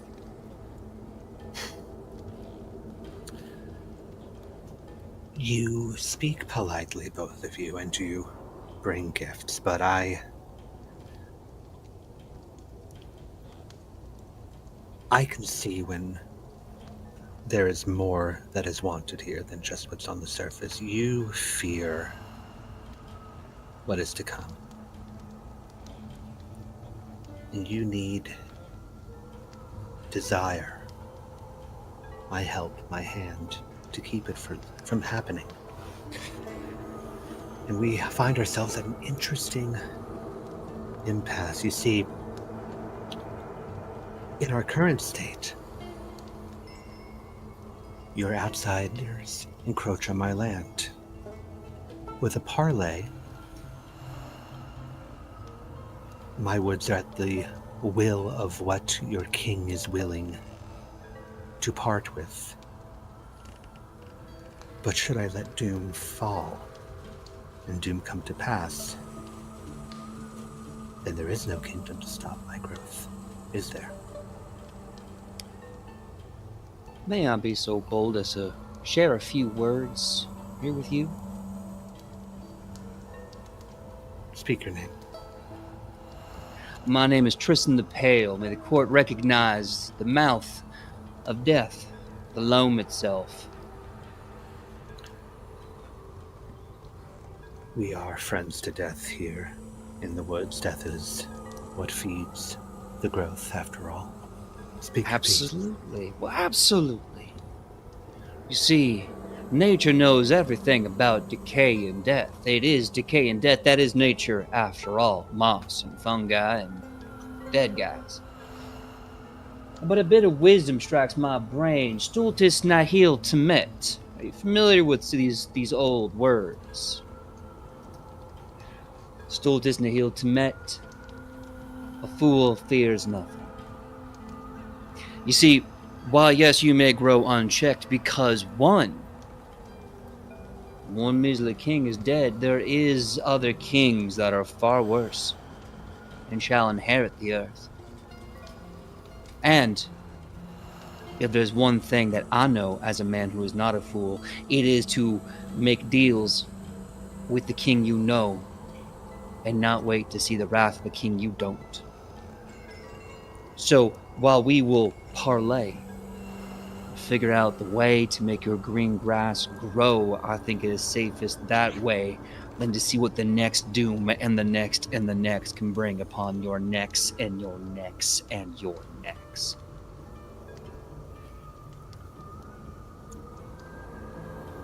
It's imperceptible, but you can see a glower roll across the face of the witch. She looks to Joanna and Sparrowhawk, says, "For your generosity and your goodwill, I will allow you egress from these woods. This is my gift back to you," as she gestures back out of her castle under the branch. How shall we reach back to you in the future? Should I wish to speak, you will hear from one of mine. Now please, I would hate for anything to befall any of your necks. Darling, you're a daisy. Thank you so much for the time. I'm not a daisy, Mr. Tristan. I am the entire field, and you would do well to recognize it. And I do recognize a full field. You have a glorious day. And with that, I turn and just hands on my belt buckle, just start sauntering out of there before I say anything dumber to piss her off. I've gotten this close. I'm not gonna go over the edge. I assume you two follow Tristan Oh, out. yeah, we're outie. Yeah. So Yeah, You're just walking- trotting behind Sarah Ilana, and then Yeah. like just a little back at the witch. Siriana gives a formal bow, hand on the sword, formal bow as she would in her armor to anyone of such high ranking and title, and then would turn upon her heels and start to go, and then glancing back face forward, but glancing back to make sure that Sparrowhawk is near behind. Shaky little bow, nervous, just gulp as she looks at the Witch of the Woods once more. You walk through the woods. Is there any conversation had as you... Oh, we're getting away from any of the woodland people first. We are. It's a long walk. That's totally okay, because then we ain't got little woodsy folks saying something, reporting back. That's perfectly fair. Right as you reach the exit where the trees begin to thin out, you hear a hearty chuckle from your left. And standing in the tree line, you almost missed it because of the tree growing out of his chest, is the man you saw with the witch at court. Tristan, you would know this as the aforementioned Branch Pierced, who looks over to you and goes, "You three are very bold, aren't you?" Well, it's a pleasure to see you again, Mr. Branch Pierced. Hey, brave and bold is how you live and the legends are told. I do not want to be meek anymore. Oh, well, you live for a very brief amount of time if you do things that way, but yes. I have to say, I have not seen a Knight of the Realm in these woods in quite some time, and for obvious reasons, of course. That was quite the spectacle. Right, I'm so sorry. Do you two know each other? I've seen Mr. Tristan on occasion. I occasionally venture out of these woods over to the river. In fact, I'm on my way over there tonight. Yeah, did I forget to tell you that I too have connections to the court? Little unusual fellas. I must have skipped that part in my mind. I'm sorry. You see Joanna starts bristling. You see just if she could grow spines, she would. And everything about just, the usual just kind of softness, everything that is hard about her seems to like crystallize on this, but she doesn't say a word. And instead looks towards Sparrowhawk just to kind of gauge Sparrowhawk's ideas on what was just informed to us. She's just looking frantically between the both of you, golden eyes just absolutely blown with how fearful she is. I didn't realize you had friends within the Heartwood Court. Certes, what a fortunate thing now that we could all be friends, yes? Yes, friends! And she'll stand between Sir Alana and Tristan very quickly and address Branch Pierce. It was very good to see you again. I hadn't seen you since I was called Poe, yes. Yes, before all of the face. Yes. I do hope you enjoyed the pastries. Oh, those are attached to my face, ouch. Oh, I'm sure that Leafwind will be very, very pleased with them. I couldn't let you all leave without having a moment to converse. Everything is just so formal in there, and I was just so tickled at the entire thing. We don't get many guests from the outside for obvious reasons, I'm sure you can tell. Right.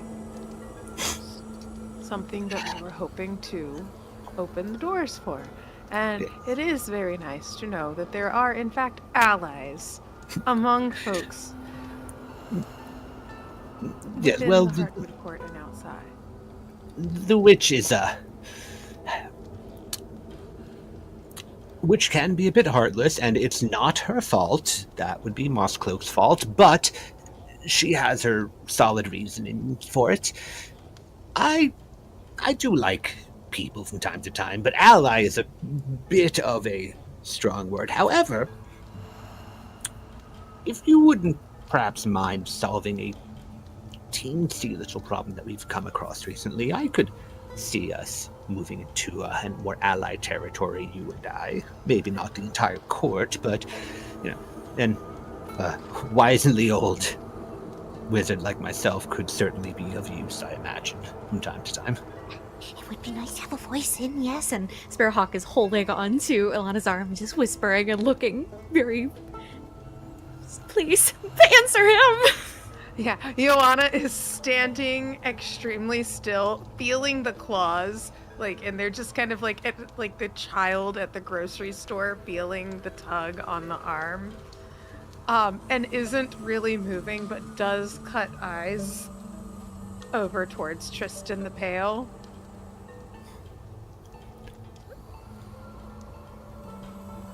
I just have a very proud smirk as I look at you, or I don't know if we're riding horses. I just have a really proud smirk as I look at you, like, Mm-hmm. It's a very, very, I believe, brief matter for a cadre of your sort, a knight of the realm, a mystic of the court, and a man of God such as yourselves. You seem more than capable of able to address this smaller inconvenience that we've been experiencing over just outside of the woods near the domain. We're listening. Yes, so over towards the Heart's domain is the Moonsap Grove.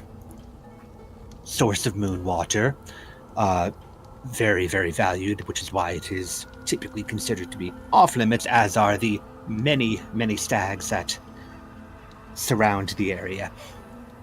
There is a woman who has been vocalizing her want to claim this moon water, and she has made her intent known. She has killed one of the many stags in her path to doing so, and I would very much like to prevent her from completing her want. I have it on word from the leaves and the trees that she would be on her way there shortly. Should you ride with haste, you might be able to intercept. That seems straightforward enough. Yes, of course. That's a grin. Are there any catches that you can think of? The catch? Well, it's just the one woman. She is a bit stricken with lycanthropy, however. That is what we would call a catch. Yes. Ah, yes. Well, then yes. She is stricken with lycanthropy. Okay. And But again, just an- to fetch her. A knight and a mystic and a man of God, more than capable. I've seen your weapons and your tools and your spells. Holy man, do you know the moon's phase by any chance for tonight? Allow me to, as the storyteller, roll that for you. Oh, good. Fun fact about this world, there are 2 moons, Constance and Ezra. That's right. So I'm curious, and I'm sure you will give us the information or not, as is your right as the storyteller. Mm-hmm. Does that give you double chances for full moons? It could. Constance is present and Ezra is not.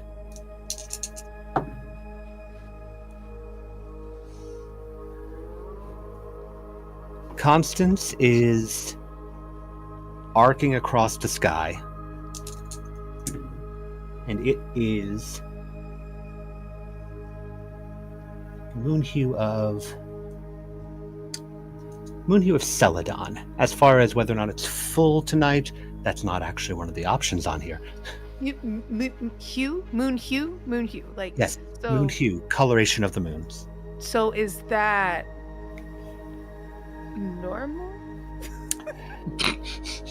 It is actually. good for So each Constance and Ezra each have about a dozen different hues that they radiate with. The moons are sorcerous in nature. The mystics draw their power from the moons up above. The phases are a little less important. As such, that is all to say that lycanthropy doesn't exactly work the way in our mythology that it works here. We're learning. Good. Yes. Cool. So what color equals wolf people? It's not We don't immediately derived from that. Haha. Okay. Well. Interesting. Okay. Well. I have a question to the keeper. Now, while lycanthropy in this world may not work the same in ours, with phases and cycles of the moon, is there still a bit of a, shall we say, a metallurgic allergy to the second best metal? Let's take a quick look.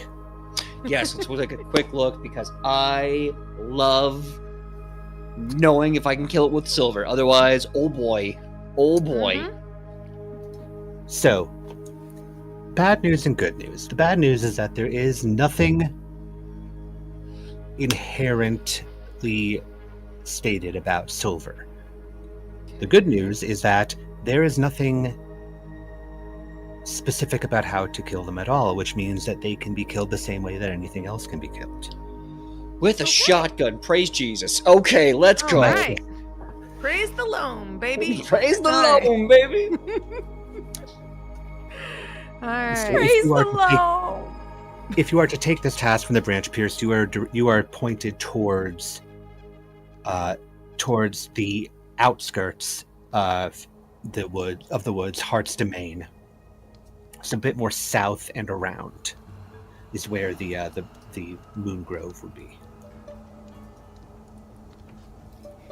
Oh yeah. We could look into this werewolf, this particular stag killer.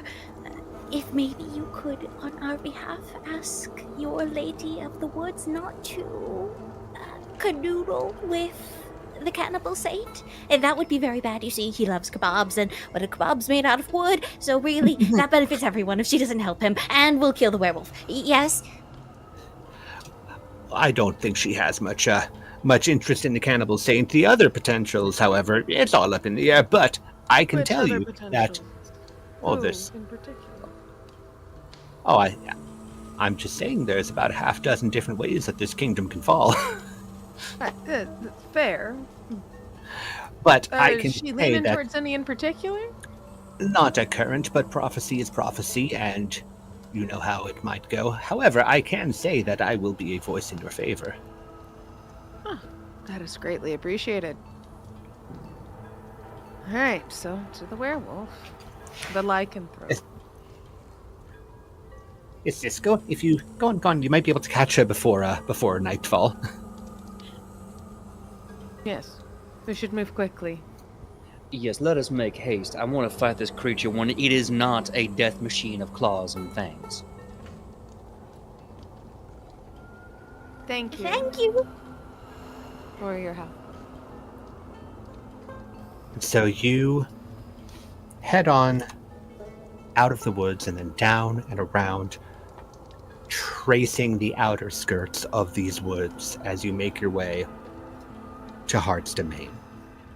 Heart's Domain is rolling fields, great swaths of oat and wheat and corn, dry and meager but still growing. It is the lush version of the worn out fields that you saw earlier in your quest. There are hoofprints in the track, wide and heavy enough to crush stone and gravel. There is a moon-gorged stag that came through here proudly, one of the aforementioned stags of the Branch Pierced. These beautiful creatures that roam Heart's Domain that are meant to be untouched, but it appears that this particular lycanthrope has no qualms about feeding on them in her quest for the Moonwater. Now, Sparrowhawk, you in particular would know this. The other two of you, I leave it as to how much you would have invested in the knowledge of the more mythical side of things, of myth. But Sparrowhawk, you in particular would know that the Moonwater is what grants prophecy. Drinking the Moonwater can give the gift of prophecy. Many people have drank this Moonwater and gained this gift, which is why the Moonwater is typically off limits now. Too many prophets lead to too many prophecies, leads to too much future set in stone, and this is a little bit of how we have found ourselves in the position that we are in now. And so this woman seems to be seeking her own path to prophecy.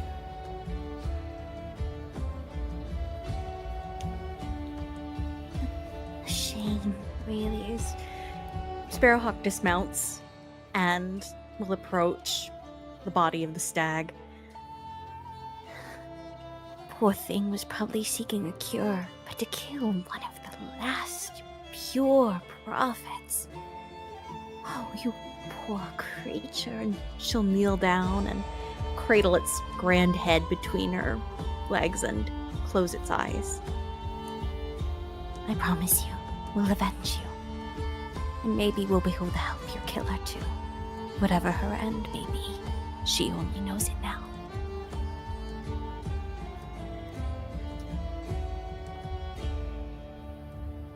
The Moonsap Grove is probably about 30 minutes more north of you. And Sparrowhawk, with your eyes, you can see further in the distance a woman trudging through these fields, going in that same direction that you all are heading. I'll look up from my mournful little reverie neck feathers just all standing as I look. You just see one taloned finger pointing to the stumbling figure.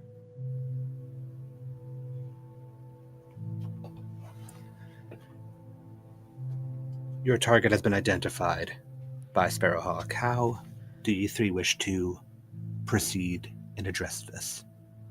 Before she gets there? After she gets there? She doesn't seem to be metamorphosized yet. We could strike now. It would take a moment, but I could. It wouldn't be honorable, but I could call upon her blood to draw her to us, and maybe. We could hold with that. Yes, of course. I understand that in service to the crown you have the ability, just the magic, the mystics, and you can see that she's like kind of rubs again at like a place on her chest at the thought of very powerful magic in general. Even though she has the capability, she still goes, one could hope that we would at least be able to stop her from causing this harm. If she seems that she has no intent to stop her, then we will stop her. They didn't initially say to kill her, but just that she was being a problem.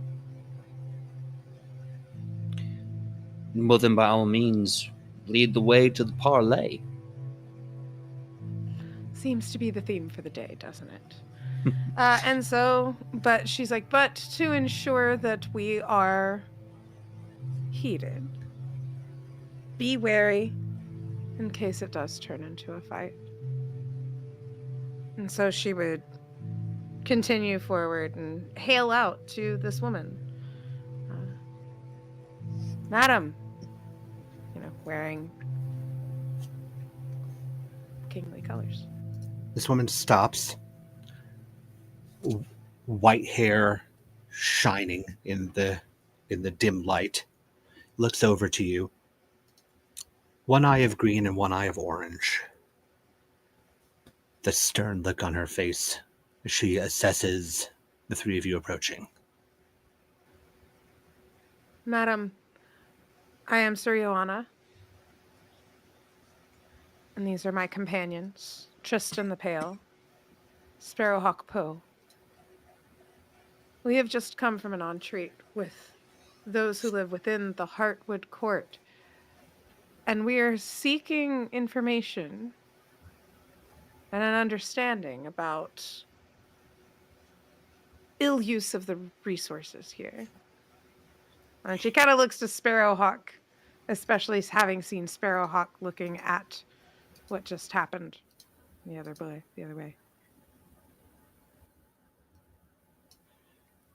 Ill uses. You mean the water that they say we can't drink anymore, even though everybody else that wanted to indulge of it has put our kingdom in the position it's in. Those resources? That, yes, and the killing of the stags.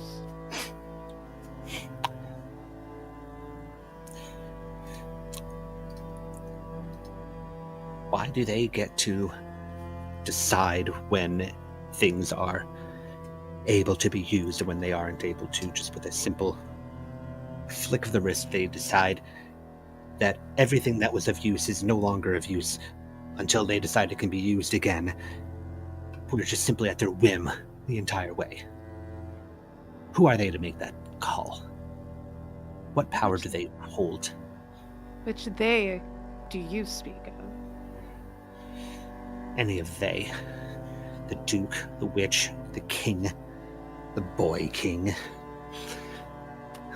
They make these decisions without any consultation, any thought of the people that it impacts. Of the people it impacts, and Sparrowhawk raises her voice. probably for the first time in many years. You killed that stag! Oh, one of the few that remain to us here in Miffin. You talk here about taking decisions from people? Heavens above, woman! You could have gone to any apothecary, but you killed them!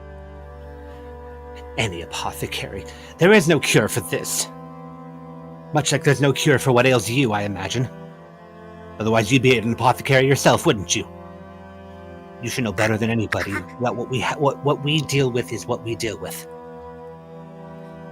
But we don't kill. My kind do when we have to.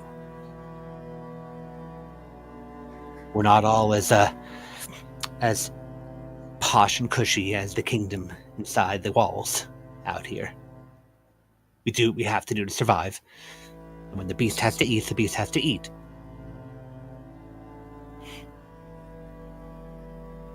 I will say, So- Alana, you do see Sparrowhawk's little talon curling, almost if she's getting ready to, like, cowl on some kind of incantation. You see a little hand, or her hand kind of flatten just out as like a hold sort of motion as she does look to Tristan as he begins to speak. So am I to understand that, well, your mind's made up then? If you come to you with a problem, you guarantee that you're going to keep doing it? It's not right. It's not right that it should be used and abused to their whim, and then as soon as they decide that it's done for anybody. So what we have here is need for a compromise. You need food, and they need their stags. Is there any way that you can move forward in a different food chain? Probably, as soon as I get to that, and she points past everybody towards the Moonsap Grove, where you know that the water is pooled. Kind The of, very thing that the Branch Pierce said was the problem at hand. as I turn to kind of look in the direction she points, as kind of like my hands are on my belt are just kind of like turning, and I kind of put them at my hip. I turn to look back at her, and I go, well, that is a mightily worrisome state of compromise. And in light of that, I just want to make sure that in blood you are saying you will feast and nothing else. Speak plainly.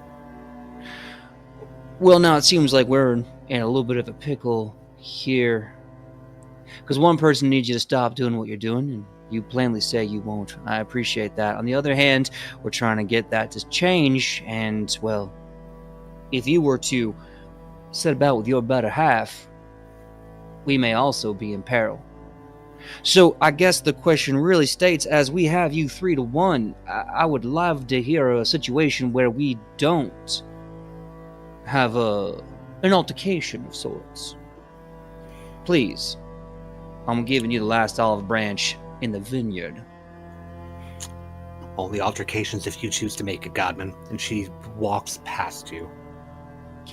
And with that, I turn slowly, because like as I have my hand on my hips, the hand is just on my gun, and as I'm turning, I'm looking at Sir Iona.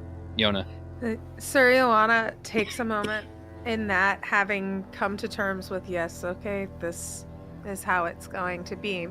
And Sir Ioana would like to use her name the power of gravity. Describe what you would like to do. Sir Ioana, with the same hand that she just paused Sparrowhawk Poe from striking with magic, takes that same gauntleted hand, raises it before her face, and clenches a fist in front of her to invoke gravity to make this woman's mass feel heavier and difficult for her to move forward. You invoke the name of gravity that was given to you by your ally, by your friend, the Bloodlifter. And you watch as this woman, she continues to walk, her feet sink into the dirt, slowing her. She is hardy. She continues to push forward, but at an incredibly belabored speed. She's fighting against gravity itself to move. Yeah, like the idea is She like, is to make not- it so she can't. She's Yes, fighting but against she's not a it. standard. Wow. She's not a standard person, but it is certainly keeping her from just leaving. This is our final request for you to stop.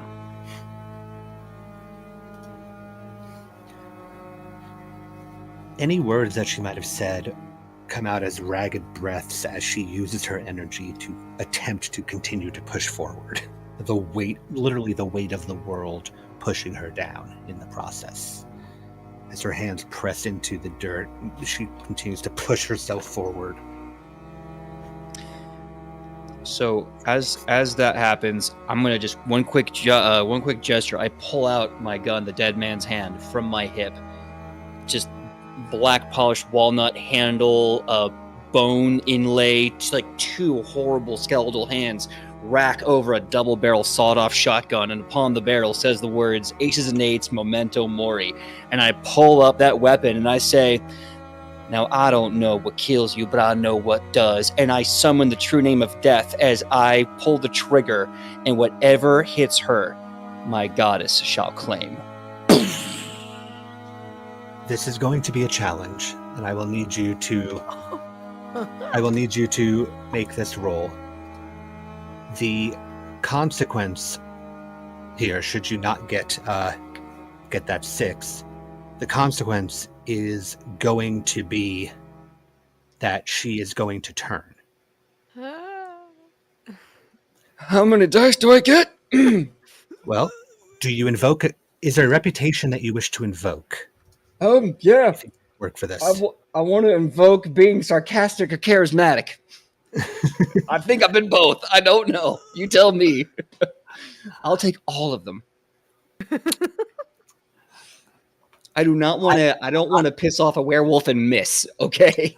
I'm hard pressed for charismatic or sarcastic, but I could give you loyal in your loyalty to the cause. Okay. So is that? That's one guy. A piece of equipment to help in your situation. You have named your sainted iron. Yes. So that is 2. Oh, thank God. And I will give you an additional D6 if you put yourself in danger to succeed. That means that if you do suffer the consequence and she turns, you will be the one to have the showdown with her, and the threat level will increase by 1. So I'm sorry, continue. Sorry, I'm definitely taking that, putting myself in harm's way. That will give you the extra D6, but then yes, if you fail, then the threat will increase by 1.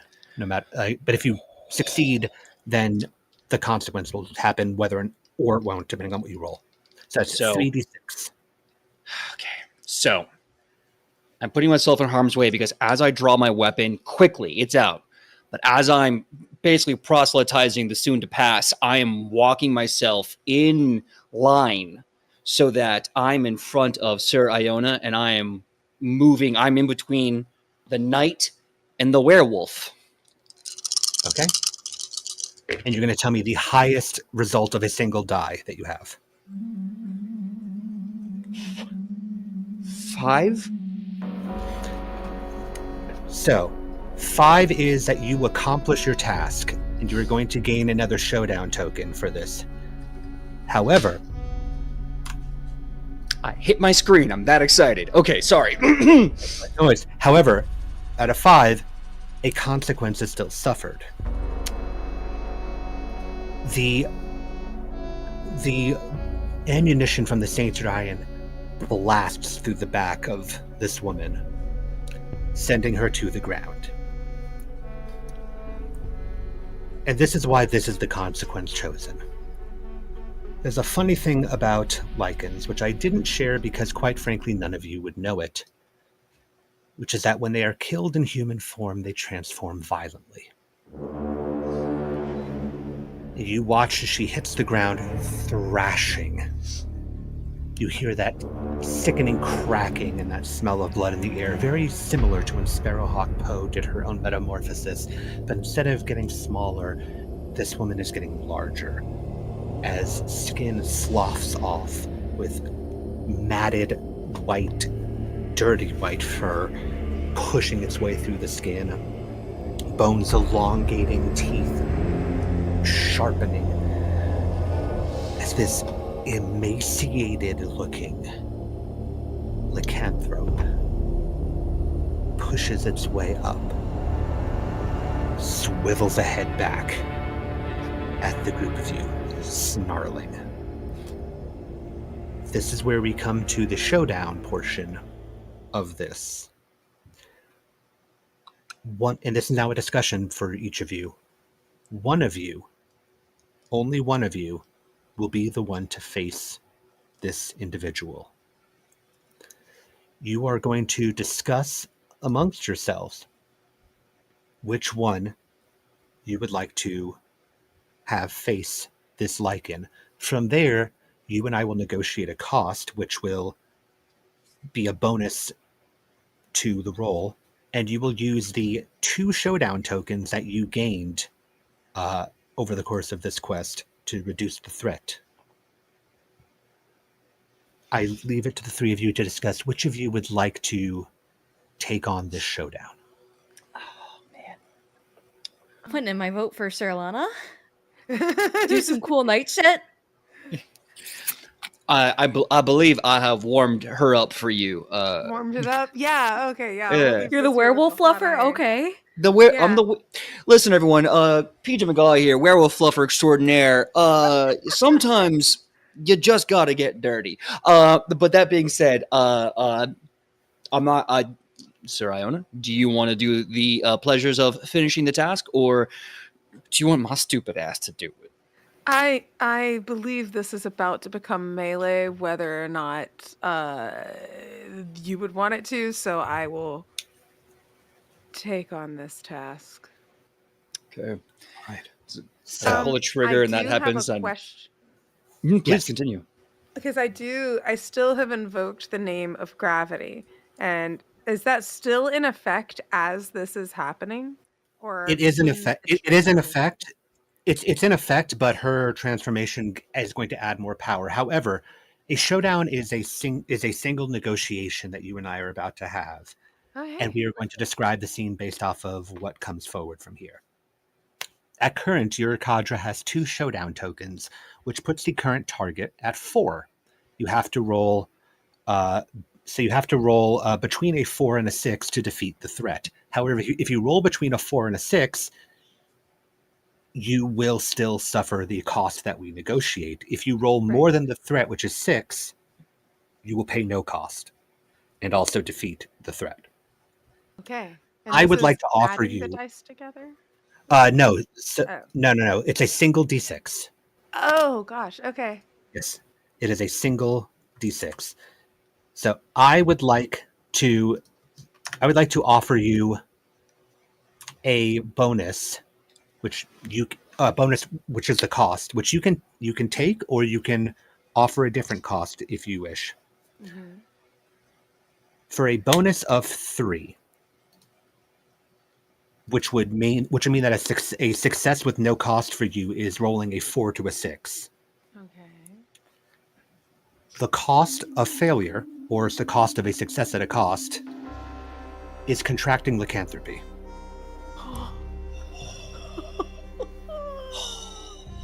Okay. Spicy. That's really spicy. Yeah. Why is it spicy? And I'd like to point out, Yeah. should this showdown fail, this is not the end all be all. A showdown token will be gained additional, and anybody that wants to, it could be you, it could be somebody else, can do a follow-up showdown. You would Okay. have to get a different cost though. So because we have 2 different showdown tokens, this is the first of potentially 2 uses. No. All showdown tokens get applied to reduce the threat target. Gotcha. Okay, Yes. great. So Oh, but yes. then So it passes without to without someone this else. bonus, yeah, it would move on with them. Without this bonus, you would have to roll. You would have to roll a 6 in order to. Okay. Yeah. Without this, you'd have to roll a 6 in With order a to. bonus of a 3, which would make it. With the bonus of a 3, you no longer. You would have to roll anywhere between a 4 and a 6, which is between the target and the threat number, in order to succeed without the cost. Which means if you roll a 1, 2, or a 3, you will contract lycanthropy. If you roll a 2 or a 3, you will do so while still defeating the threat. Okay. Ooh. I like those odds. Like, I think that's. It's our very first episode, but I figured we should start a little strong just to give people an idea of what exactly a cost means. Okay, and this is not a situation where I can add any of my other things to Nothing this. gets added into this. This is a negotiation between us. The number of showdown tokens that you gained through these challenges that pop up are what get added into this, and then the negotiation of a cost. All right, friends. Let's see if we have Sir Iona the Do you- Fuzzy. So do Sir Joanna the Fuzzy. I can't even remember my own name. It's so exciting. So before you roll, you accept this. You accept this potential cost. Yes. Okay. So what's that? Before you roll, this lycanthrope pushes stuff up, snarls. Sir Joanna, you put a hand to your sword, still in its scabbard. There's a pause as you lock eyes with this beast over Tristan's shoulder. It swivels on the ground and pushes up, lunging forward as you take one gauntleted hand and shove Tristan to the side, your hand beginning to draw your sword from its sheath. Please make your showdown roll. You got this, dude. 4, 5, or 6. 4, 5, or 6. Take you for walks if you roll below. I rolled a 6. Yes! It's quick. The gauntlet hand pushes Tristan to the side as the sword draws from its scabbard, the mythic steel shining in the start of the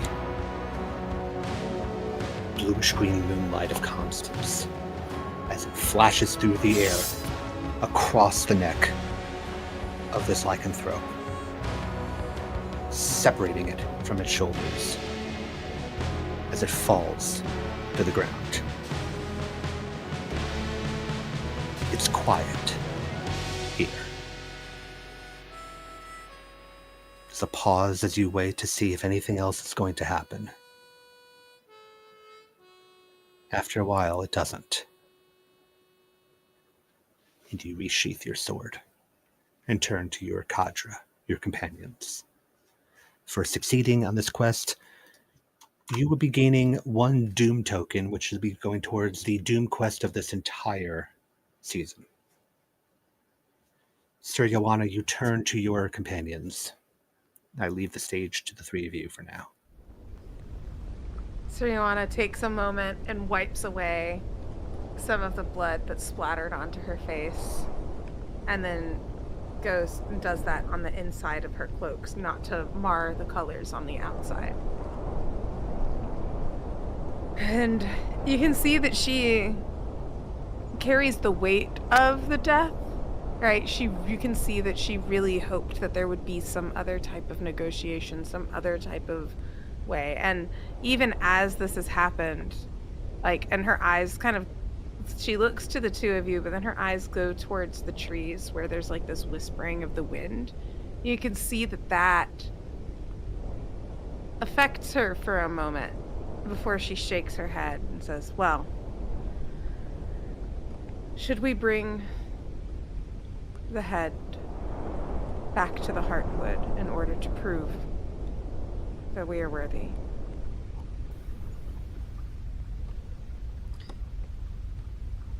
I think it's always good to bring proof of execution, I'd like to take a few moments with the less whole parts of the cadaver if I could. Suryawana looks to Sparrowhawk Poe as well, and is also kind of like, you need it as well, by all means. Science. And She's she white-faced, as she can be under her feathers. You all take your moments. Tristan, you take your moment with the corpse. And your god, your goddess, your deity, the loam. Sparrowhawk, the intricacies of lycanthropic blood are fascinating for a mystic such as yourself. You do have the material to collect some should you wish. I will. That somberness of watching someone die so quickly. It sticks with you even as you're researching. After you take your moments, you head back towards the water, where the branch pierced is not at the tree line. In fact, you see him towards the coastline. As he did mention earlier, he was actually going to be going out fishing tonight, where he receives your proof of success.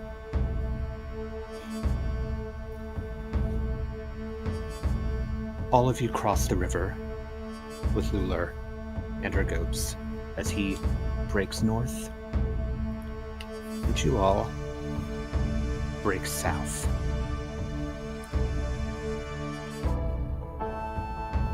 Joanna and Sparrowhawk, you have a king to return to and a mission to report. And Tristan, you go where there is death. And it does seem that with doom on the rise and members of the court standing to face it, there will be plenty to greet should you follow this path. And as the kingdom of myth rises in the distance, we turn the page and close this chapter of Inevitable. Thank you all for tuning in for this first episode of what I hope to be quite the saga. I have been your storyteller, your world builder, your prophet of doom, Zachary Vaudo. Find me online at SneakerNet or SneakerNet Music, but mostly find me here as I tell the story for these wonderful individuals. I'd like for them to tell you a little bit about themselves now. And we're going to start with the successor of the showdown, Sir Joanna the Shatterheart.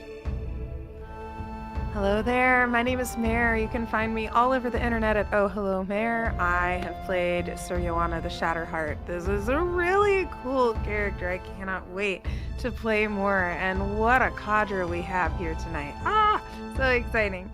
But yes, you can find me all over the internet at Oh Hello Mare. I take part in numerous actual plays. I am a member of the Old Ways podcast. We are in the midst of our Children of Periphery. Played some Changeling with them, played some Star Trek adventures. I'm a bit of a digital nomad. You'll find me in a lot of places. You have most recently also possibly seen me in Castleton as we are finishing up a 120-player TTRPG that has, it has escalated so quickly. And I also host a talk show about that AP as well, co-hosting that with Rin Vixen. So yeah, check it out. And I like to yap and share like cat and raccoon pictures on the internet. So let's hang. We'll move now to our ill-fated mystic and companion of Sir Joanna, Sparrowhawk Poe, the ill-fated. Yeah, there. I'm Abby. I'm your local Dinan nerd, and catch me at most places at Enough of Abby. You might have seen me alongside Mira and Zach in the multi-award-winning Dino Crisis AP. It was my first time streaming in the Dungeon Master seat. If you like watching tales where death is inevitable, I highly recommend watching that, as well as on the Hype Goblin, along with Zach, where I ran a game of Changeling the Lost, as well as our long-going D&D game, Luck and Chaos. I really recommend watching it. It is everything I love about Dungeons and Dragons and homebrew. But most importantly, check out the folks here. They do amazing work. And God, what a game. I cannot wait to see where this cadre goes. Go on there. And let's round things out for tonight with our newcomer godsman, Tristan the Pale. Hello, everyone. It is a pleasure to see you again. My name is PJ McGaw, and you can find me all over the internet at PJ McGaw, every platform. When I'm out here with these amazing legends of Doom and Destruction, you can also find me over at Crit Hit Chronicles, both on YouTube and on Twitch. We just had a My Hero Academia second season wrap-up, which was amazing, and every Friday you can check out Shadows Over Baldur's Gate, where we're a spiritual successor to the video game, the award-winning video game. I'm having a great time as Marcus, the Tiefling boxer tattoo artist, and also doing a lot of amazing things with the award-winning podcast, The All Night Societies. If you like Vampire the Masquerade, go check that out on Spotify and wherever podcasts are listened to. You can also go to my website, my social media for more announcements on shows I'm doing, as I'm doing a lot right now, and TTRPGs that I'm writing, because I'm also a writer as well as a TTRPG producer, and I've had a lot of meetings lately, so there's going to be a lot of things down the pike. In the meantime, thank you so much, everyone, and I cannot wait to see what we do here next time, everyone. Thank you, all three of you, for joining us on this adventure. Thank you all out there for watching, and thank you to Soul Muppet, Zachary Cox, and Clear Art. They created this incredible story of Inevitable. We will see you all next time, and remember, so long as there are songs to be sung, they will be sung of you.